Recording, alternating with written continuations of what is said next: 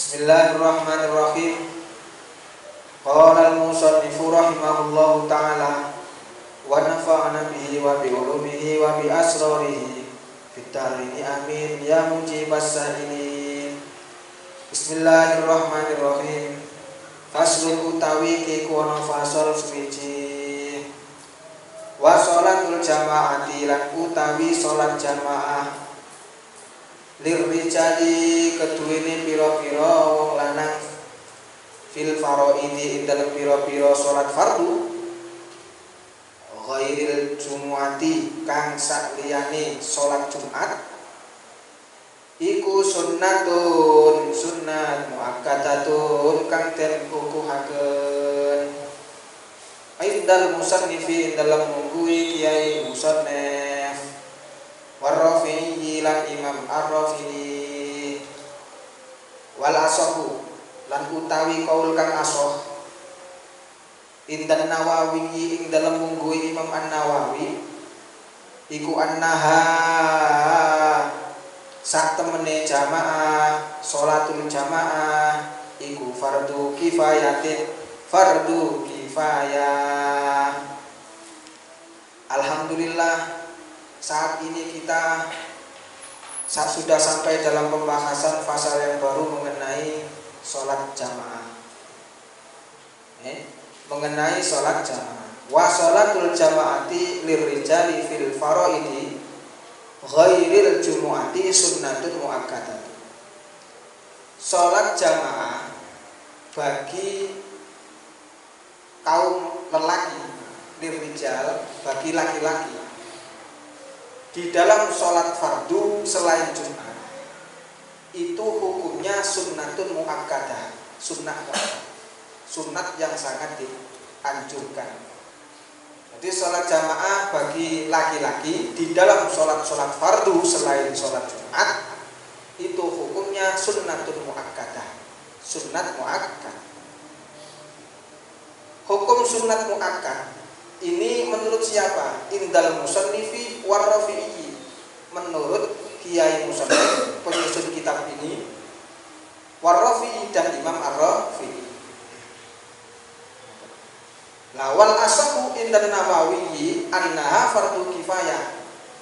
Adapun menurut pendapat yang asah indan Nawawi, pendapat yang lebih sahih menurut Imam An-Nawawi, artinya pendapat ini yang kuat. Sholat jamaah bagi kaum laki-laki di dalam sholat fardu selain Jumat itu hukumnya fardu kifayah. Itu hukumnya fardu kifayah. Itu kalau menurut Imam An-Nawawi. Dan ini adalah qaul yang ashah. Ya Allah, sholat berjamaah ya, dalilnya dasar dianjurkannya sholat berjamaah ini sebelum adanya ijma' ulama itu adalah firman Allah Ta'ala, firman Allah Subhanahu wa Ta'ala yang berupa wa idza kunta fihim fa aqamta lahumus shalah faltakum ta'ifatum minhum ma'ak wa idza kunta fihim fa aqamta lahumus shalata faltakum ta'ifatum minhum ma'ak. Surat An-Nisa ayat 102. Artinya wa idza kunta fihim, apabila kamu berada di tengah-tengah mereka. Ya, artinya mereka itu artinya sahabatmu, teman-temanmu. Fa aqamta lahumus sholata, lalu kamu hendak mendirikan sholat. Ya, faltakum ta'ifatum minhum ma'ak. Ya, maka hendaklah segolongan dari mereka, kawan-kawan tadi itu berdiri sholat beserta kamu. Ayat ini menunjukkan bahwa sholat berjamaah itu dianjurkan pada saat sholat khauf. Jadi ayat ini menunjukkan dianjurkannya melakukan sholat berjamaah pada saat khauf, pada saat genting, keadaan perang, misalkan keadaan genting. Fafil amni aula, di dalam keadaan genting saja anjuran jamaah itu berlaku, apalagi pada saat kondisi aman. Nah, betul ya? Ini yang mendasari bahwa sholat jamaah itu dianjurkan. Terus dalil yang lain mengenai dianjurkannya sholat berjamaah itu adalah sabda Rasulullah SAW yang diriwayatkan oleh Imam Bukhari Muslim. Sabda Rasulullah SAW itu berupa sholatul jamaati afdalu min sholatil fardhi bisab'in wa isrina darajah. Sholat jamaah itu lebih utama, kata Rasulullah. Sholat jamaah itu lebih utama dibanding sholat sendiri. Bisab'in wa isrina darajah, dengan selisih 27 derajat. Wa fi riwayat, di dalam riwayat yang lain Rasulullah juga bersabda, tapi dengan kalimat bi khamsin wa isrina darajah. Jadi Rasulullah bersabda, sholatul jamaati afdalu min sholati ahadikum wahdahu bi khamsin wa isrina darajah. Rasulullah bersabda, sholat berjamaah itu lebih utama dibanding sholat kamu sendirian, selisih 25 derajat. Jadi yang satu riwayat tadi yang awal menyebutkan 27 derajat, lalu yang kedua itu menyebutkan 25 derajat. Jadi ada dua riwayat, yang satu 27, yang kedua itu yang lainnya itu menyebutkan 25 derajat. Dari dua riwayat ini ya, sebelumnya jadi dua riwayat tadi ini menunjukkan bahwa berarti sholat berjamaah itu dianjurkan. Tetapi riwayat satu mengatakan 27 derajat, yang satunya mengatakan 25 derajat. Di antara dua riwayat ini tidak salah satu sama yang lain tidak saling menafikan. Ya. Wala munafata bainar riwayataini. Di antara dua riwayat ini tidak satu sama yang lain tidak saling bertentangan, tidak saling menafikan, tidak saling membatalkan. Kedua-duanya itu bisa dikompromikan, artinya bisa berlaku semuanya. Nanti alasannya apa? Kedua-duanya ini masih bisa berlaku dan tidak menafikan, saling menafikan. Alasannya yang pertama, ya, karena menyebutkan riwayat yang lebih sedikit, yaitu yang 25 derajat tadi, itu tidak berarti riwayat yang lebih banyak yang menyebutkan 27 itu menjadi hilang. Ya, itu menjadi hilang dan tidak berguna lagi. Jadi menyebutkan riwayat yang 25 itu bukan berarti menafikan yang 27. Itu bukan berarti riwayat yang 27 itu menjadi hilang dan tidak berguna, tetap berguna. Sakit ya? Itu alasan yang pertama. Terus alasan yang kedua, memang Allah Subhanahu wa taala pada awalnya memberi wahyu, memberitahukan kepada Nabi Muhammad Sallallahu Alaihi Wasallam bahwasannya pahalanya jamaah itu memang 25 derajat. Lalu kemudian Allah memberikan wahyu lagi selanjutnya bahwasannya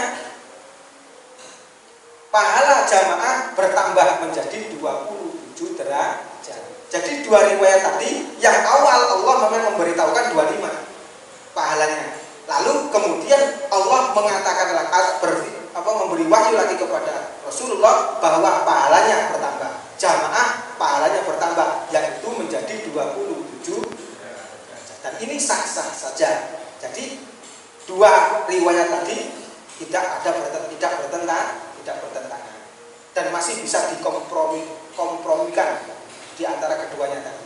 Terus alasan yang ketiga, yang satu mengatakan 25 derajat, yang satu lagi mengatakan 27 derajat, ya. Itu karena memang pahala berjamaah itu berbeda-beda tergantung berbeda-bedanya orang yang sholat itu sendiri. Yahtalifu bi ikhtilafi ahwalil musallin. Jadi Jadi pahalanya berjamaah itu memang berbeda-beda, tergantung berbeda-bedanya orang yang sholat itu sendiri, berbeda-bedanya keadaan orang yang sholat itu sendiri. Dilihat dari segi apanya? Berbedanya dilihat dari segi kekhusyuannya, misalkan. Dilihat dari segi tadabburul qiraahnya, tidak memperhatikan bacaan sholatnya, dan lain sebagainya. Maka dari sini, kalau orang itu, orang-orang yang sholat melihat dari segi keadaan khusyuknya, tadabburnya, dan lain sebagainya tadi, maka menjadi berbeda-bedalah tingkatan pahalanya seseorang itu sendiri, pahala jamaahnya seseorang itu sendiri. Kalau orang itu sholatnya sempurna, khusyuknya sudah, tadabburnya sudah, dan lain sebagainya, maka akan mendapatkan 27 derajat. Tetapi kalau kurang sempurna, ya kurang. Nah, itu menunjukkan seperti ini. Makanya ada dua riwayat, yang satu 25, yang satu 27. Nanti intinya apa? Tidak ada pertentangan di antara kedua riwayat ini.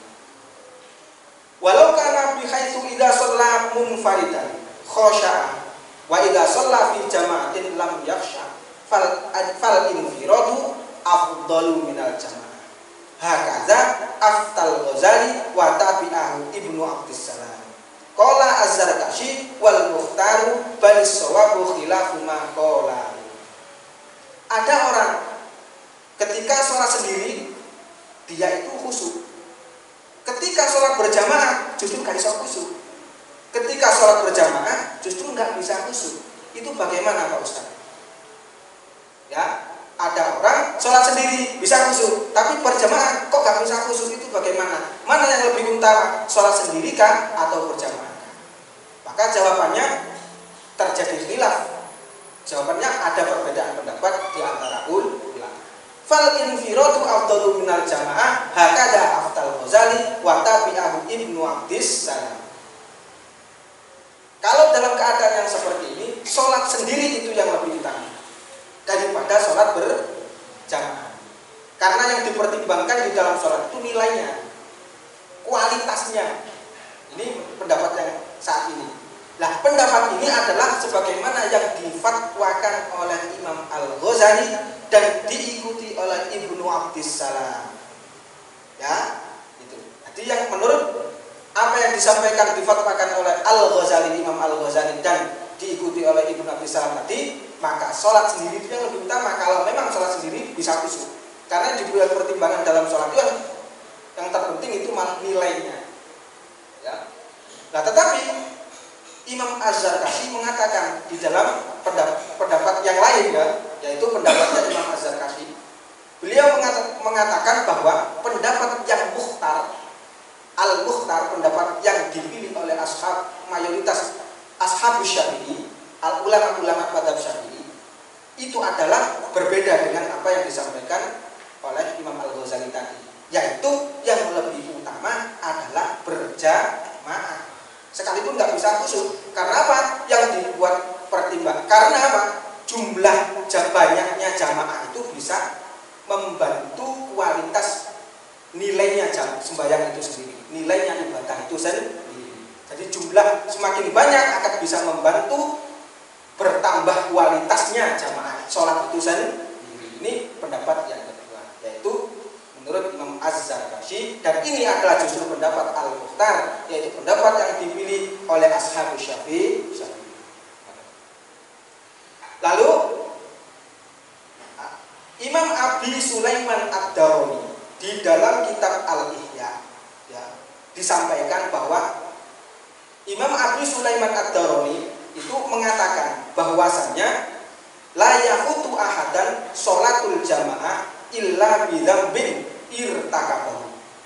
Beliau mengatakan tidaklah terlewatkan sholat jamaah pada seseorang illa bidzambin irtakabahu, kecuali disebabkan seseorang itu telah melakukan dosa. Nanti menurut beliau Abi Sulaiman Ad-Darani, orang yang meninggalkan sholat jamaah itu tandanya berarti dia telah sebelumnya melakukan dosa. Ini disampaikan di dalam kitab Al-Ihya.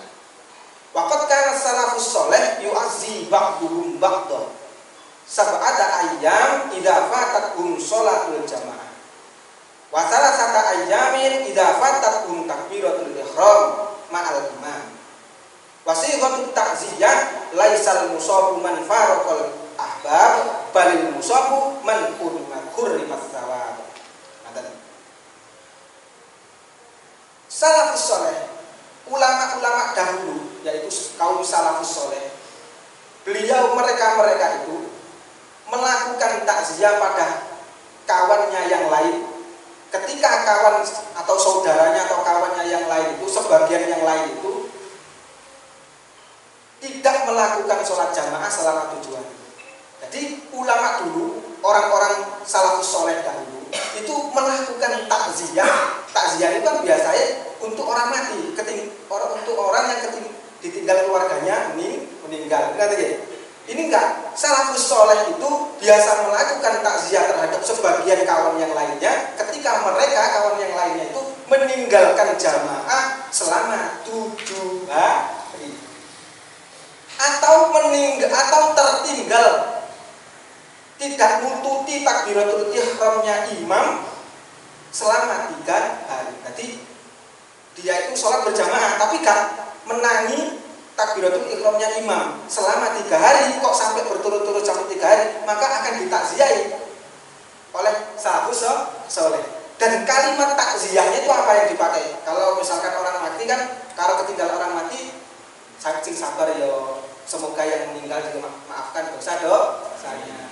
Misalkan begitu takziah, semoga kamu dan sampai keluarganya diberi kekuatan ketabahan. Itu takziah kalau ada orang ditinggal Tapi kalau takziah orang yang seperti tadi, meninggalkan jamaah dan lain sebagainya tadi, kalimatnya adalah laisal musabu man faraqal ahbab balil musabu man hurrimat thawab. Orang yang tertimpa musibah itu bukanlah orang yang berpisah dengan kekasihnya. Balil musabu man hurrimat thawab, akan tetapi orang yang tertimpa musibah itu adalah orang yang terhalang-halangi dengan pahala. Itu kalimatnya. Jadi sambil menasihati. Betul ya? Jadi orang yang tertimpa musibah itu bukannya orang yang berpisah dengan kekasihnya, akan tetapi orang yang tertimpa musibah itu adalah orang yang terhalang-halangi mendapatkan pahala. Jadi menurut mereka berarti orang yang terhalang-halangi mendapat pahala termasuk diantaranya orang yang tidak berjamaah tadi. Selama 7 hari ditakziah, itulah kebiasaan orang salafus saleh. Wahiyah min khosa'isi hadhil ummah. Jamaah itu merupakan keistimewaan bagi umat Muhammad. Maka kita perlu bersyukur menjadi umat Muhammad. Sebab apa? Sebelum umat Muhammad, umat yang lain itu tidak ada syariat berjamaah itu. Maka berjamaah itu memang istimewa khusus bagi umat Muhammad.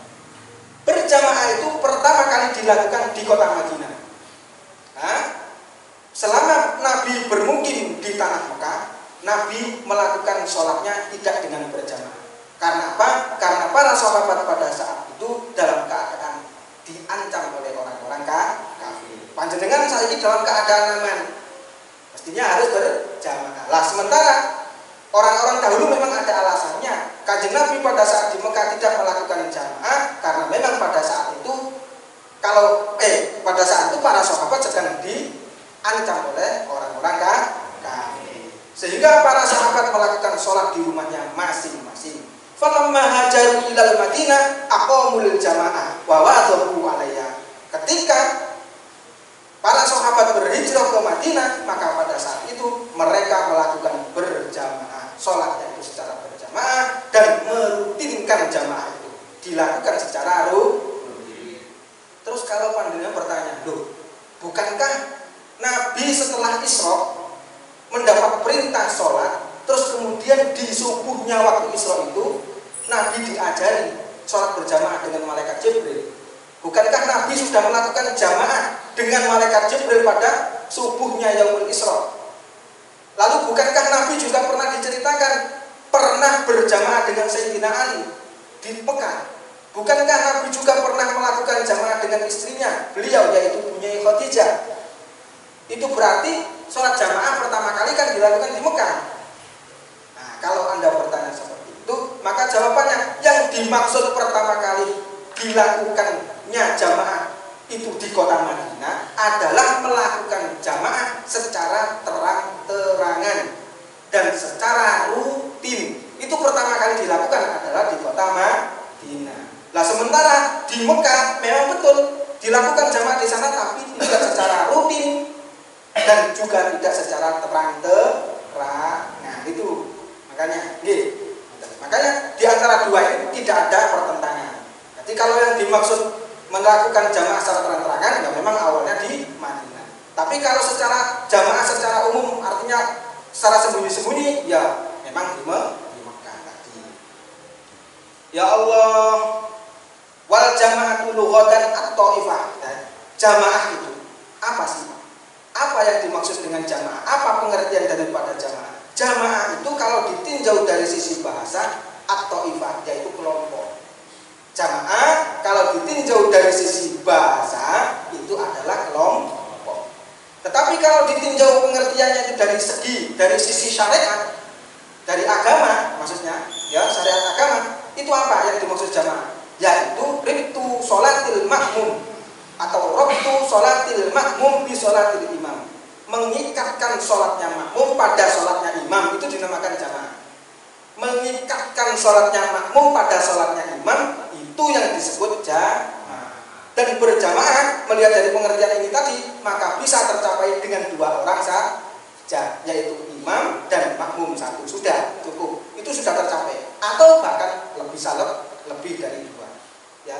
Yang mendasari sholat jamaah itu bisa tercapai dengan dua orang saja. Itu adalah sabda Rasulullah Shallallahu Alaihi Wasallam yang berupa al-ithnani fama fauqahuma jama'atun.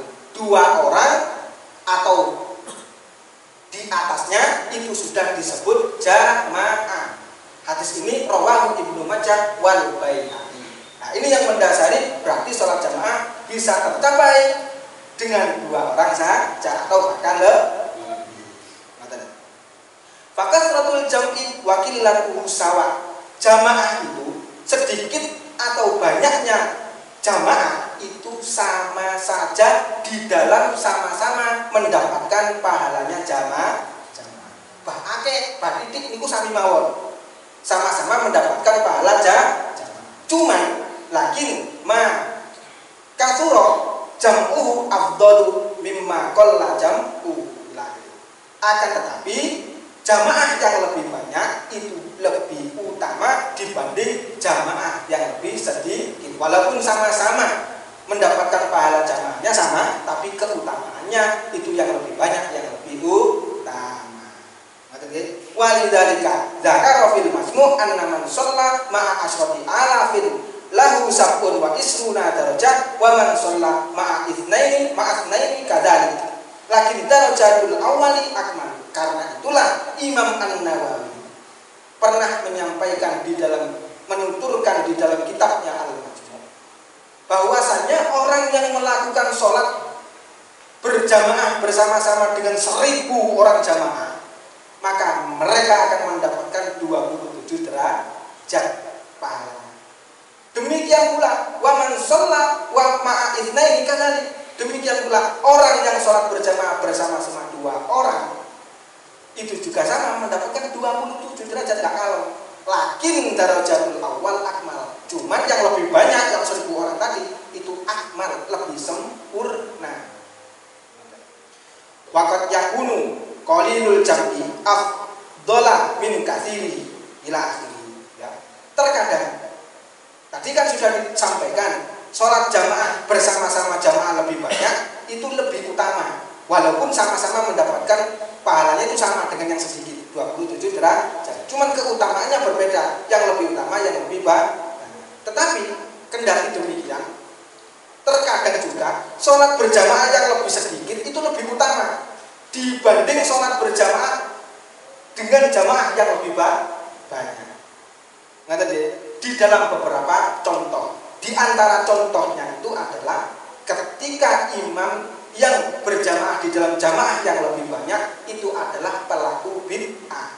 Misalkan ada orang mau jamaah yang banyak, tapi yang imami adalah pelaku bid'ah. Contohnya misalkan imamnya itu mengikuti paham Mu'tazilah, ya, yang meyakini bahwa Allah itu wajib membalas pahala pada ketaatan hambanya, dan meyakini bahwa Allah itu wajib membalas siksaan pada hambanya yang durhaka, maksiat. Kaum Mu'tazilah meyakini seperti ini. Keyakinan seperti ini tidak sampai menyebabkan kufur, tetapi dianggap bid'ah. Nah, orang yang sholat berjamaah dengan imam yang seperti ini, sekalipun banyak, itu lebih utama dengan jamaah yang sedikit.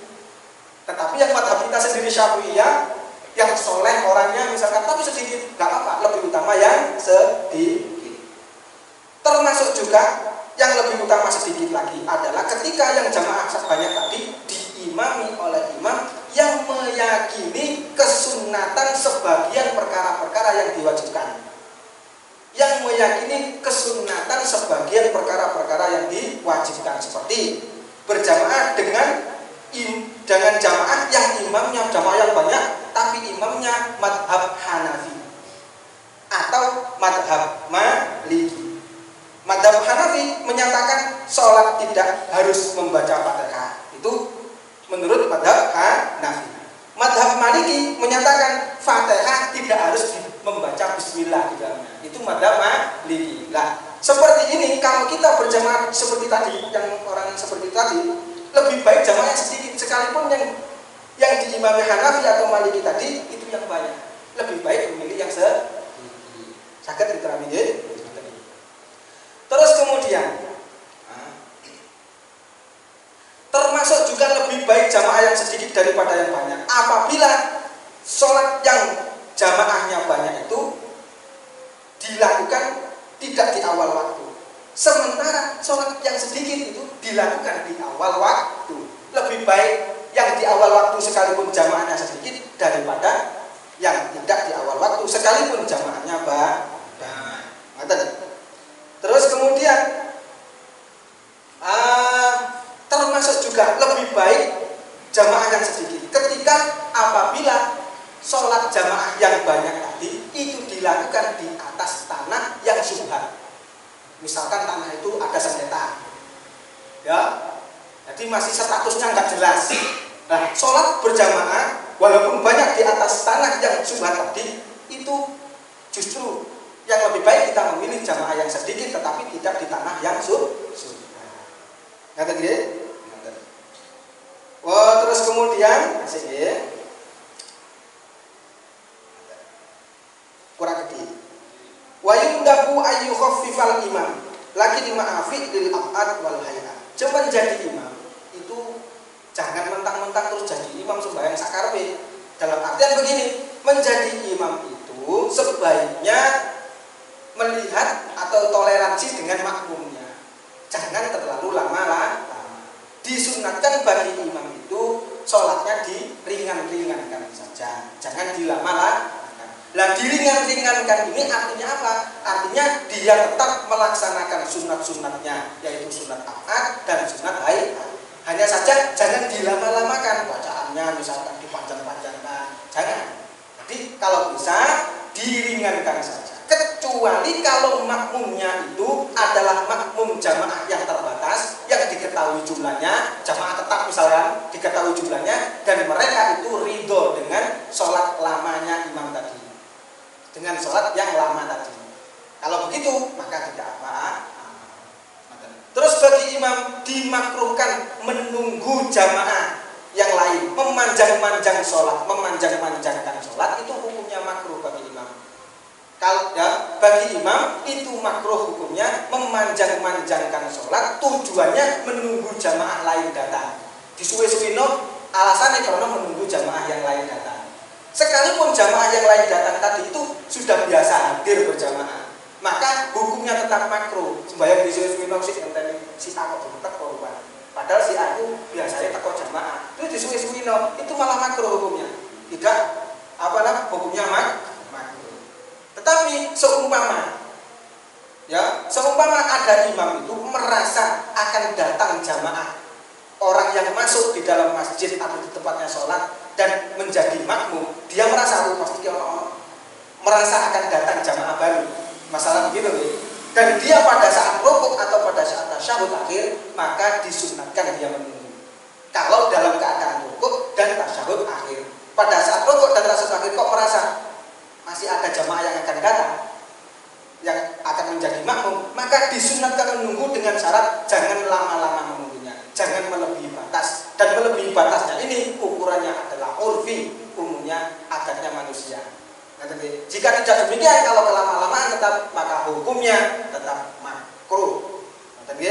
Kurang lebih demikian. Mudah-mudahan pengajian ini membawa tambahan ilmu yang manfaat dan bermanfaat. Kelanjutannya penjelasan ini, semoga panjenengan ada takdir bertemu lagi bersama-sama. Supaya apa? Supaya tidak sepotong-sepotong. Ini tadi belum sampai pada inti permasalahannya. Jadi mudah-mudahan tetap kita mendapatkan tambahan ilmu yang manfaat dan barokah. Panjenengan semua diberikan Allah takdir lagi bisa bertemu lagi. Panjang umur yang barokah. Demikianlah barangkali dari awal hingga akhir ada bacaan saya, keterangan saya yang salah, saya mohon maaf sebesar-besarnya dan mohon sangat